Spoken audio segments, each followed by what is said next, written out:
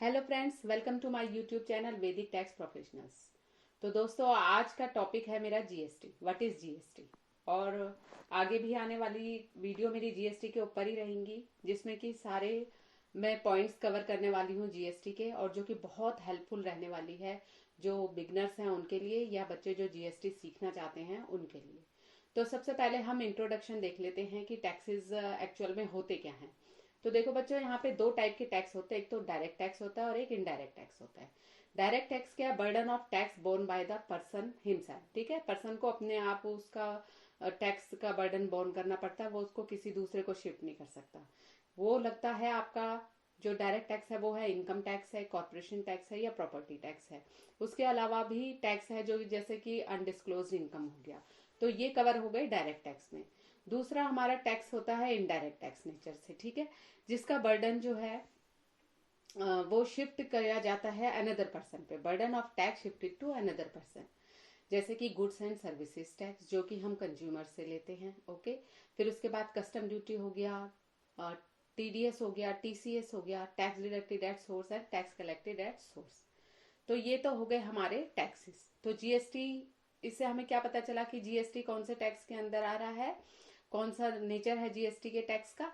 ये है indirect tax. Okay, तो अब हम पढ़ेंगे कि what is goods and services tax. Actual में जीएसटी है क्या। तो बच्चों, the goods and services tax is an indirect tax. It is levied on the supply of goods and services and is ultimately paid by the consumer. अब जैसा कि मैंने पहले बताया ही है कि ये एक इनडायरेक्ट टैक्स है, और ये किस पर लेवी होता है? सप्लाई ऑफ गुड्स पर या सर्विसेज पर। ठीक है, और जिसको कौन पे करता है? कंज्यूमर पे करता है, जो उसका यूज कर रहा है, उस सप्लाई का या उस सर्विस का जो यूज कर रहा है वो इस टैक्स को पे करता है। ठीक है, अब देखो सेकंड पॉइंट है, the goods and service tax act was passed in the parliament on 29 मार्च 2017।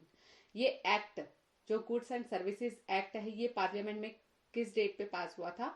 29 मार्च 2017 में, and came into effect from 1 July 2017। And 1 जुलाई 2017 से ये जो है इफेक्ट में आ गया था। मतलब कि 1 जुलाई 2017 से जो भी हमारी टैक्सेबल सप्लाई होगी उसके ऊपर या किसी भी टाइप की सप्लाई होगी, ठीक है, वो जीएसटी के अंदर होगी। ठीक है, और ये किस लिए किया गया? ये अंडर गवर्नमेंट किया गया वन नेशन वन टैक्स को रिफॉर्म करने के लिए। अब उसके बाद है द मेन ऑब्जेक्टिव। क्या था इसका? The main objective of the reform was to unite different types of taxes in the ambit of a single tax system.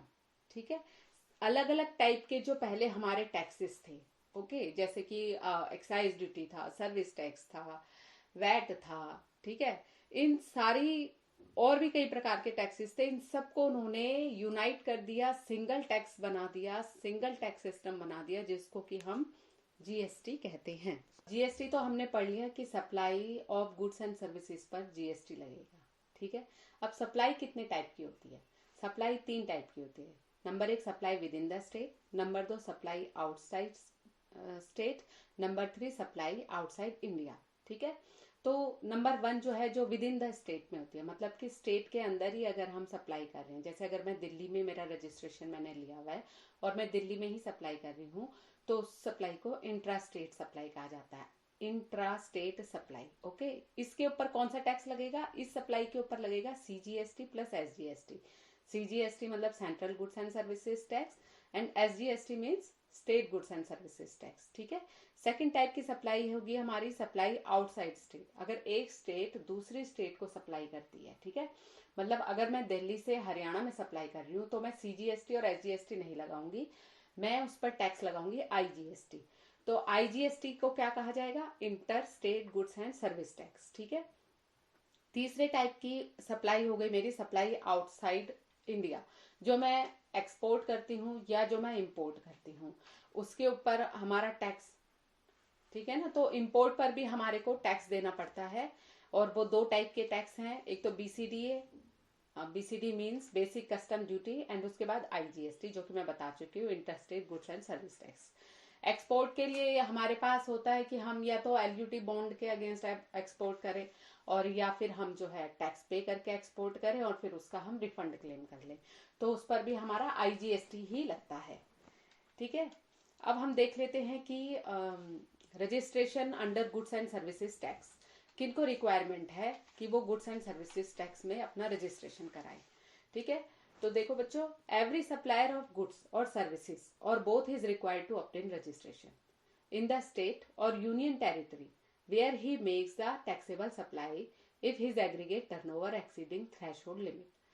कोई भी सप्लायर जो गुड्स और सर्विसेज या दोनों की सप्लाई करता है, उसको कब रजिस्ट्रेशन ऑब्टेन करने की जरूरत है अपनी स्टेट में, या अगर वो किसी यूनियन टेरिटरी में रह रहा है वहां पर, जब उसकी एग्रीगेट टर्नओवर जो है थ्रेश होल्ड लिमिट से एक्सीड कर जाए। अब वो थ्रेश होल्ड लिमिट्स क्या है ये देख लेते हैं। तो अगर आप रजिस्ट्रेशन ले रहे हो इन स्टेट्स में, जैसे मणिपुर में, मिजोरम में, नागालैंड में, त्रिपुरा में, तो आपको अपनी एग्रीगेट टर्नओवर देखनी पड़ेगी। उसकी थ्रेश होल्ड लिमिट रहेगी ₹10 लाख फॉर बोथ, गुड्स के लिए भी सर्विसेज के लिए।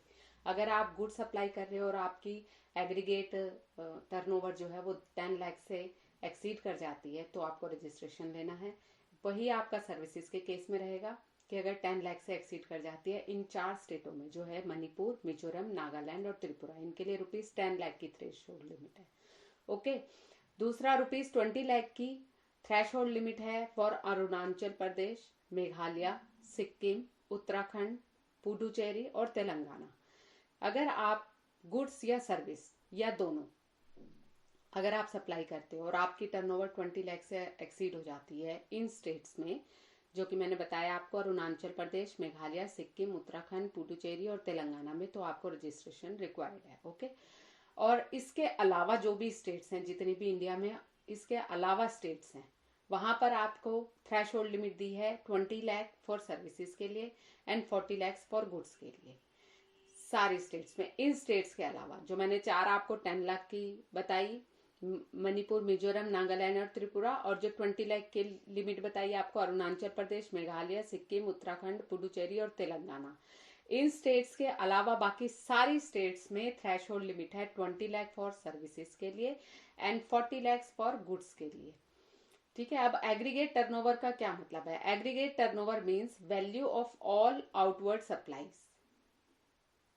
एग्रीगेट टर्नओवर का मतलब है कि आपकी जितनी भी आउटवर्ड सप्लाईज है, ठीक है, आउटवर्ड सप्लाईज में इंक्लूड करनी है आपको taxable supplies, exempt supplies, nil rated supplies और एक्सपोर्ट सप्लाईज। ठीक है, जिसमें आपको, जब आप एग्रीगेट टर्नओवर को आप कैलकुलेट करोगे तो उसमें आपको टैक्स ऐड नहीं करना है। ठीक है, टैक्सेबल वैल्यू ऐड करनी है। प्योर सेल जो आपकी है एक्सक्लूडिंग टैक्स, वो ऐड करोगे आप एग्रीगेट टर्नओवर को कैलकुलेट करने के लिए। And do not include value of inward supplies on which tax is payable under reverse charge mechanism में, जो हम RCM पे जो हम टैक्स पे करते हैं इनवर्ड सप्लाईज पे, उनको आपने उनको एग्रीगेट टर्नओवर में ऐड नहीं करना है। जो उसके रिवर्स चार्ज के बारे में मतलब आगे और भी कई वीडियोज आने वाली है GST के ऊपर, जो कि आपके सारे कंसेप्ट को क्लियर कर देंगी। ठीक है, अभी ये क्योंकि वीडियो बहुत ज़्यादा लंबी हो जाएगी और मैं इसको इतना कवर नहीं कर पाऊंगी और ना आप लोग सुन पाओगे इतनी लंबी वीडियो को, इसलिए मैं छोटी छोटी वीडियो करके आपको पॉइंट वाइज बताती जाऊंगी। ठीक है, अब उसके बाद ये तो थी रजिस्ट्रेशन के लिए। अब एक हमारे पास रजिस्ट्रेशन में एक कंपोजिशन स्कीम भी है। तो कंपोजिशन स्कीम किन के लिए है? Option for some categories of small tax payers to pay GST at a very low rate on the basis of turnover, taxpayer whose aggregate turnover does not exceed ₹1.5 crore except for special category states in the preceding years are eligible for composition scheme। जिन भी dealers की, ठीक है, जो small tax payer हैं या जो registered भी tax payer हैं, अगर उनकी पिछले साल की टर्नओवर 1.5 करोड़ से कम होती है, उससे ज्यादा नहीं होती है, तो वो कंपोजिशन स्कीम को ऑप्ट कर सकते हैं। अब ये स्पेशल कैटेगरी वाली स्टेट्स का क्या मतलब है? इसका मतलब है कि वहां पर आपकी जो एग्रीगेट टर्नओवर है वो 1.5 करोड़ नहीं देखी जाएगी कंपोजिशन के लिए। वहां पर आपको कंपोजिशन स्कीम ऑप्ट करने के लिए आपकी एग्रीगेट टर्नओवर लिमिट जो है 75 लाख देखी जाएगी। ठीक है, वो ये स्पेशल कैटेगरी के 8 स्टेट हैं, जो है अरुणाचल प्रदेश, उत्तराखंड, मणिपुर, मेघालय, मिजोरम, नागालैंड, सिक्किम, त्रिपुरा। तो ये अब आप अच्छे से समझ गए होंगे कि कंपोजिशन स्कीम के लिए कितनी टर्नओवर है और नॉर्मल के लिए क्या टर्नओवर है। स्टेट वाइज मैंने यहाँ एक्सप्लेन कर दिया है। अब अगली नेक्स्ट वीडियो में हम और भी जीएसटी के कई एस्पेक्ट्स के बारे में बात करने वाले हैं। तो प्लीज़ कीप वॉचिंग, और अगर आपको मेरी वीडियो अच्छी लगी हो तो please keep sharing and do like my video. Thanks for watching.